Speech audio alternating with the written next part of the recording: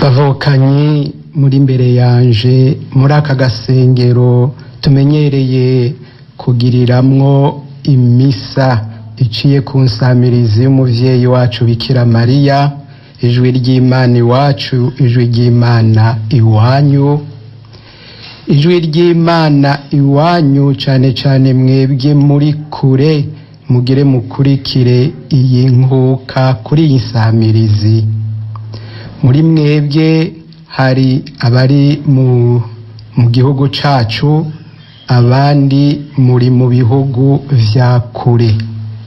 Mwese nitugire Kristo, musagwe amahoro y'Imana n'akanyamuneza kayakomokako. Muri mwebwe hoba harimwo abakitswe n'amagara, abari ku musego mu mihana canke mu mavuriro, hari abari mu mabohero, hari abatama n'abatamakazi mugeze mu zabukuru, hari abuzuye intuntu n'amaganya bakeneye ijambo ribahumuriza. Mwese n'uwoba yabuze ico yihereza aya masaha,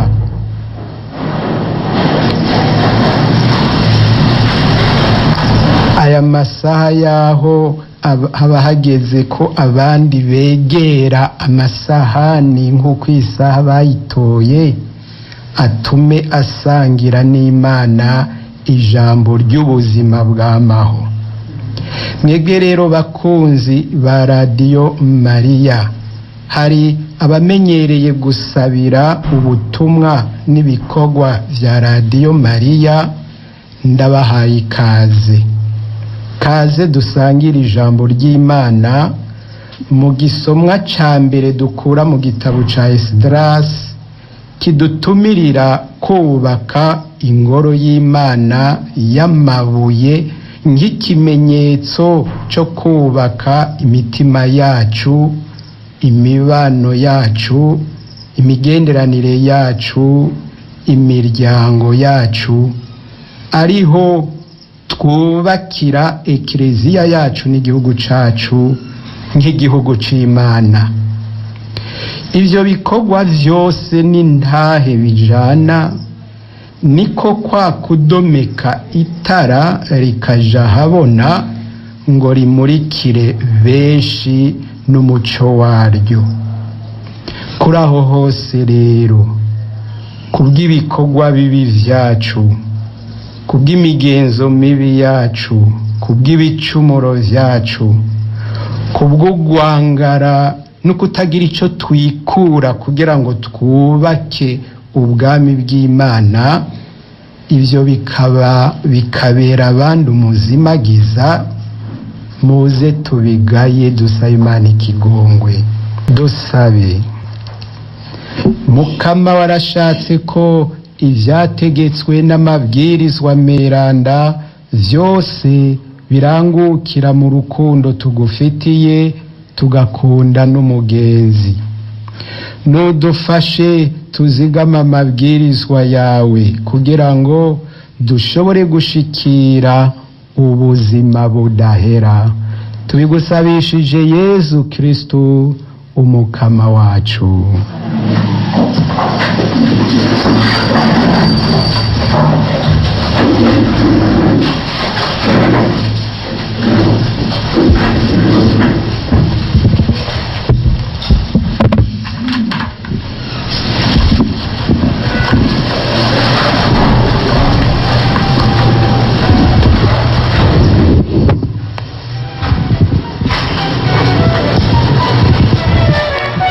Ivyo dusoma mu gitabo ca Esdras. Mu mwaka wa mbere kuva aho Siro umwami w'Ubuperisi yimikiwe, umukama arakabura umutima wiwe ngo ijambo yavugiye mu kanwa ka Yeremiya ribone kuranguka. Siro rero ariwe mwami w'Ubuperisi ashinga iri tangazo rikwiye kurangwa mu mvugo no mu nyandiko mu gihugu ciwe cose ngo ngiri irivumerewe na Siro umwami w'Ubuperisi. mukama ari we Mana yo mu ijuru yashikirije ubukuru mu bihugu byose byo ku isi. Niwe yashinze kumwubakira isengero i Yerusalemu mu ntara ya Yuda. None rero umuntu wese ari muri mwebwe ava mu gihugu cayo, Imana yiwe niyamane nawe. Uyo muntu rero naduga i Yerusalemu mu ntara ya Yuda kugira ngo yubake isengero ry'umukama Imana ya Isirayeli, ariyo Mana iba i Yerusalemu nyene. Aho bose haba amasigarira Isirayeli, abantu baho nibabafashishe ifeza n'inzahabu, ibintu n'ibitungwa be n'amashikanwa b'Abanyisirayeli bazoshikanira mu isengero ry'Imana ry'i Yerusalemu. Niho rero abakuru b'imiryango ya Yuda, ya Benyamini, abasaserdoti n'abareviti n'abantu bose Imana yakaburiye umutima bavyukira icarimwe ngo bagende kubaka isengero ry'umukama i Yerusalemu. Ababanyi babo bose baca babahereza intererano z'ubwoko bwose, ifeza n'inzahabu, ibintu n'ibitungwa, amashikanwa y'igiciro kinini be n'imperezwa nyinshi babahereza ku rukundo. Iryo ni ijambo ry'Imana. Ibyo Mukama yatugiriye n'agatangaza, natwe turi mu kanyamuneza. Tugiriye n'agatangaza, natwe turi mu kanyamuneza. Igihe Mukama yabogora imbohe za Siyoni, twari tumeze nk'abari mu ndoto, niho akamwemwe kenda kutwica, imbyino zikasana. Ibyo Mukama yatugiriye n'agatangaza, natwe turi mu kanyamuneza. Niho abapagani bavuga bati, ibyo Mukama yatugiriye n'agatangaza, ibyo Mukama yatugiriye n'agatangaza, eka natwe twari mu kanyamuneza. Ibyo Mukama yatugiriye n'agatangaza, natwe turi mu kanyamuneza. Bohora se Mukama imbohe zawe, uzizane nk'imigende ku isi ikamotse. Ababivyi mwibiba babibabarira, mwigesa bakagesa bishongora. Ibyo Mukama yatugiriye n'akanyamutangaza, natwe turi mu kanyamuneza. Bagenda barira bajanye imbuto zo kubiba, maze bagarukanye imikama y'ivyimburo bakaza barisiga. Ibyo Mukama yatugiriye n'agatangaza, natwe turi mu kanyamuneza. Yaga, yaga, yaga, wenda, yaga, yaga, tuguteze,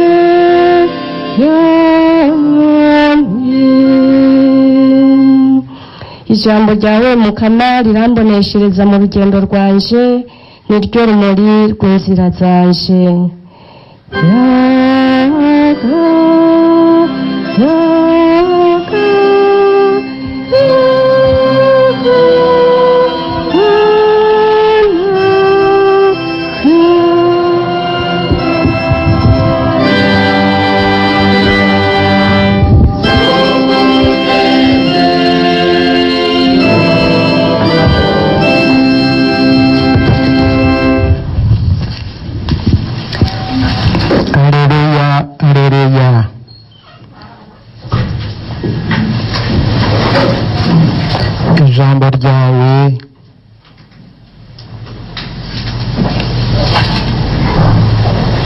ijambo ryawe riramboneshereza mu rugendo rwanje, niryo rumuri rw'inzira yanje.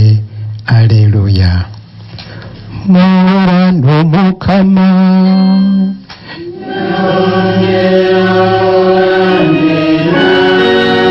ivyo dusoma mu nkuru nziza yanditse Luka.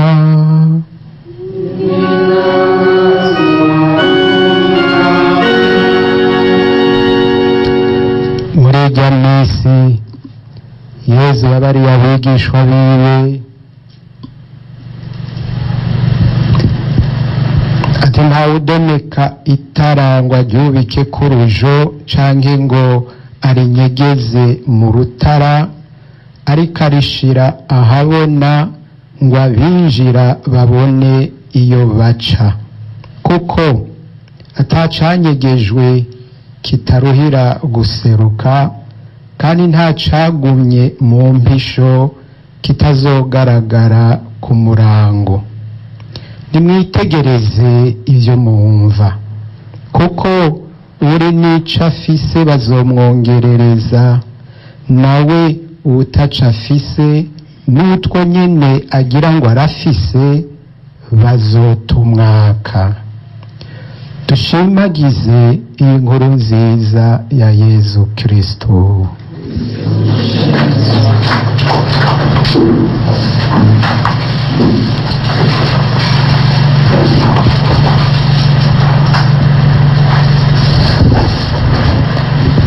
Bavukanye tugire dusangire iyi nkuka ya misa muri uno mwanya kuri iri genekerezo, muri isamiriza umuvyeyi wacu Bikira Mariya. Jewe ndi Patiri Geraze Mugero w'Imana, nkaba naramaze igihe nkorera ngaho iyi radiyo, maze kuyigiramwo ibiganiro vyinshi, kandi vyari vyinshi vyerekeye ingoro y'Imana, kubaka ingoro y'Imana n'ingene bijana no kubaka umuryango w'Imana, maze ico gikorwa kigaca kijana no kubaka imitima no kubaka ubwami bw'Imana. Mboneyeho rero guhereza inkuka y'imisa nkengurukira abanyamuramvya benshi twasangiye ico gikorwa ceranda mu myaka 12 twamaranye, kuko narabonye igikorwa c'Imana mu bitangira Imana no muri ico gikorwa co kubaka ingoro yayo. Mu gisomwa ca mbere turumvise itangazo rya Siro, ariwe Sirusi umwami w'Ubuperse, mu mwaka wa mbere yimitswe. Ibintu bitatu bihambaye. Ubwa mbere, ati Umukama ari we Mana yo mw'ijuru yanshikirije ubukuru mu bihugu vyose vyo kw'isi, niwe yanshinze kumwubakira isengero i Yeruzalemu mu ntara ya Yuda. Umviriza aya majambo mu kanwa k'umupagani. Ati none rero umuntu wese ari muri mwebwe ava mu gihugu cayo, Imana yiwe niyamane nawe. Uyo muntu rero nadugi Yeruzalemu mu ntara ya Yuda, kugira ngo yubake isengero y'Umukama Imana y'Isirayeli, ariyo Mana iba i Yeruzalemu nyene. Ariko aravugishwa ataho hose haba amasigarira y'Isirayeli, abantu baho nibabafashisha ifeza n'izahabu, ibintu n'ibitungwa, be n'amashikanwa b'Abanyisirayeli bazoshikanira mu isengero ry'Imana ry'i Yeruzalemu. Ayo majambo mu kanwa k'umwami w'umupagani ni inkuru nziza y'Imana ije kumenyesha urukiza rw'igihugu cayo. Ico gihugu c'Imana twumva carasirimbiwe ko n'abansi bagiye baracigarurira, ariko Imana ntiyigeze ihemuka ku isezerano ryayo. N'igihe yaba yakoresheje agakoni canke akanywafi ko kugikubita. Ubwa mbere hari Abanyamisiri gushika mu mwaka w'1250 imbere ya Yezu Kristo, aho bava mu Misiri barongowe n'umusavyi w'Imana Musa. Hanyuma hakurikiye Abanya-Asiriya mu mwaka w'721 imbere ya Yezu Kristo. Hakurikira rero Nabukodonozoro umwami w'i Babiloni incuro zibiri, 598 n'587. Niho haca haza Abapersi ku mwami Siro ariwe Sirusi duhejeje kumva uno munsi mu mwaka w'538.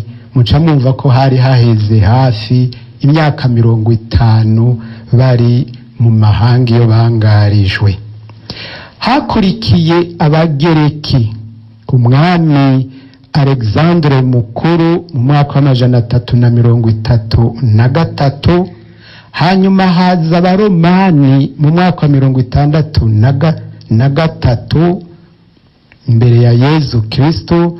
Abo Baromani nibo bahavuye bigarurira Yerusalemu ndetse bagaturira n'ingoro y'Imana mu mwaka wa 70 inyuma ya Yezu Kristo. Ivyabaye ku gihugu c'Imana ku mwami w'i Babiloni Nabukodonozori n'akamaramaza. Yerusalemu igisagara c'Imana carasambuwe, ikirimba c'umwami n'ingoro y'Imana biraturirwa, ibikombe vyeranda vyo mu ngoro y'Imana birasahurwa bija guhumanywa n'abanyamahanga. Umwami aragwa mu minwe y'abansi, ingabo ziwe n'Imana yiwe batakimugwanira. Abantu benshi bakomakomeye mu gihugu baja kugigwa imbohe i Babiloni mu mahanga, baba abaja b'umwami w'umunyamahanga. Kuba mu mahanga birababaza. Mu mahanga ata gihugu cawe ufise, nta mwami wawe, nta ngoro y'Imana, nta basaseredoti, nta bahanuzi, nta mirima urima ngo wimbure urimira abandi, nta bitungwa worora ngo uvyikoreko, usigara ukorera abandi. Kubera iki ivyo vyose vyashitse? Imana yabo yarihe? Vyashitse nk'uko umuhanuzi Yeremiya yabibasigurira, nuko bari bahemukiye Imana, bayigiza kure, basenga kandi bizigira ibigirwamana, bashurira kure ijambo ryayo n'amabwirizwa yayo, n'intumwa zayo bazishiburira kure, abandi barabica nabi. Bumviriza abahanuzi b'ibinyoma, maze bagamburukira izindi mana zidakiza. Imana rero munyakigongwe irabagarukiye iciye kuri Siro ariwe Sirusi. Nibasubire mu gihugu cabo, hanyuma bubake ingoro y'Imana, bubake igisagara c'Imana, bubake igihugu c'Imana cabaye agahinga. Mu kubaka ingoro y'Imana y'amabuye canke y'ibiti, ni ikimenyetso c'ingene imitima iba yubakitse, kanatsinda imyaka bamaze mu gahinga iyo bangarijwe yaratyoroye imitima yabo. Canke uko kubaka ingoro y'Imana ni uburyo bugaragaza umwitwarariko wo kubaka imitima yubakitse. Iyo ngoro y'Imana ya mbere niho n'imibano n'imigenderanire myiza yubakika mu kuri, mu rukundo, mu butungane, mu bwitonzi. Gutyo niho haba iterambere mu miryango no mu gihugu, kuko nta terambere ry'igihugu rishoboka rihimbara iyo ritari canke ridashitse mu miryango, ntaho riba rihagaze. Twese rero mu kubaka ingoro y'Imana nizigire ko mwese muri ngaha urukundo mufitiye radiyo Mariya, akaba arigo mufitiye Bikira Mariya, ari nago mufitiye Ekleziya, ko mwese muri ngaha umwe wese abona uruhara afise gukubaka ingoro y'Imana aho aherereye. Twitwararike rero kubaka imitima yacu, dufashanye no mu kubaka imitima ya bene wacu, twubake imibano n'imigenderanire myiza, aho abantu bubahana, aho ubuzima bwose bw'umuntu bwubashwe kuva gisamwa, aho abakuru hagati yabo bubahana, aho abato hagati yabo bubahana, aho abakuru n'abato bubahana, abo bose kubera icubahiro bafitiye Imana, niho ubwami bw'Imana buba bushinze imizi, niho ingoro y'Imana itegerezwa kuba ikimenyetso c'ubwo bwami bw'Imana mu bantu. Aho ubwo bwami bw'Imana busambutse, ni ukuvuga higanje ikinyoma, urwanko, akarenganyo, ubwicanyi, ubusuma n'ayandi mabi, aho nta ngoro y'Imana iba ikihari. Nico gituma igihe kigeze no gusenyuka ishobora gusenyuka atakikibabaje, kuko aho ubuzima bw'umuntu butubahitse nta kindi kiba gikwiye icubahiro, niho Imana iba itukirwa. Hari rero magiriranire hagati y'imitima y'abantu n'ingoro y'Imana. Benshi muramaze kuvyitegereza, ukaja usanga abantu batunze canke bashajije mw'isengero riteye isoni, ukibaza uti abo bantu n'abakristu basengera aho hantu? Aho naho ndovuga yuko ingene iyo sengero isa ivyerekana ingene abo bantu basa imbere mu mutima canke mu bwenge bwabo, naho kuvyo hanze baba basayangana ubwiza bwinshi. Canke ukaja usanga isengero rishajije n'abantu bateye isoni kubw'umutima. Iyo sengero ishajije siyininahaza Imana, mu gihe abayizamwo atari bo bayininahaza kubw'ubuzima bwabo, kubw'ingene babayeho, kubw'ukwemera kwabo. Ari naco gituma igikorwa cyo kubaka ingoro y'Imana no kubaka imitima y'abantu no kubaka ubwami bwayo bijana ari magiriranire. Ivyo vyose, ico gikorwa cyo kubaka imitima, ico gikorwa cyo kubaka ubwami bw'Imana, ico gikorwa cyo kubaka ingoro y'Imana ndetse n'ibindi bikorwa vy'iterambere biteza imbere umuntu bigateza imbere ubwami bw'Imana, niko kwa kudomeka itara Yezu adutumirira, niko kwa kuba umuco, ndetse niko kwa kuba wa munyu uryosha isi.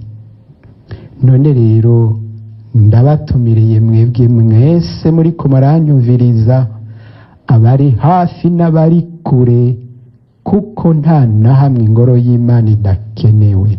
Nawe igihe uri kuritwararika kubaka umutima wawe n'ibisabisho vyawe, ukaba udafise amafaranga, bizoba amabuye yubaka iyo ngoro y'Imana, kuko iyo ngoro y'Imana ikeneye amabuye mazima. Jewe nahora mbarira cane cane abihebeye Imana badafise amafaranga, nkababwira nti mwebwe nta mafaranga ndabasaba, mugabo ndabasavye igisabisho. Ariko igisabisho canyu nikitavyara amafaranga, muraheza muje kuraba igisabisho cacu ingene ico kimaze. Ego cane, kubaka bisaba vyinshi, ugushaka kugororotse n'umutima uryoroye nivyo shingiro ry'ibikorwa vyo kubaka urugubako duhamagariwe. Ndabibifurije mwese, iyo mba mwese nari ndabazi, nari kubakontorora nkababaza nti umaze iki, mw'isengero ikwegereye wayimariye iki canke umaze iki? Ndazi hari abamenyereye kumiragura ivyo bamiragura, hageze ngo gira ico utanga ukaja usanga batanguye kunyegeza amaboko inyuma. Utagira ico atanga, utagira umutima wo gutanga. Umuntu umwe niwe yambariye ati, ivyo utunze udashobora kwimatura ngo ubifashishe abandi, cane cane ubifashisha Imana, ntaco uba ufise, nivyo biba bikugaba ntubu bitunze. Turakeneye rero uwo mwidegemvyo, tuwusabe ku izina rya Data n'irya Mwana n'irya Mutima Mweranda. Amen.